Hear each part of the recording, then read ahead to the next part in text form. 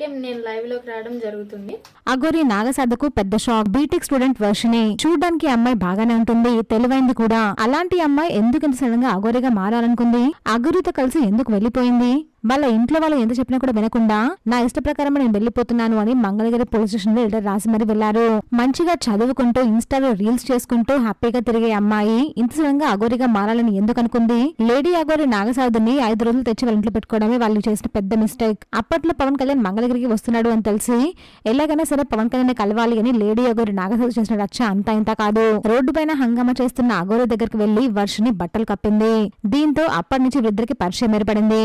అయితే ఒక రోజు అఘోరి నాగసాధు కార్ మంగళగిరిలో రిపేర్ అయింది అని, కార్ రిపేర్ అయ్యేంత వరకు మీ ఇంట్లోనే ఉంటాను అని చెప్పి బీటెక్ వర్షిని వాళ్ళ ఇంట్లోకి వచ్చారు. వాళ్ళ ఇంట్లో అఘోరి 5 రోజులు ఉన్నారు. ఆ 5 రోజులు కూడా వర్షిని అఘోరి ఇద్దరు ఒకే దగ్గర కలిసి పడుకునేవారట. వాళ్ళ ఇంటికి వెళ్లిన అఘోరి వింత చేష్టలు చూసి ఇంట్లో అందరూ బాగా భయపడిపోయారు. దీంతో ఈ అఘోరిని బయటకు వెళ్ళమని చెప్పారు. అఘోరి బయటకు వెళ్లిన 1 వీక్ లోపే వర్షిని కూడా బయటకు వెళ్లిపోయింది.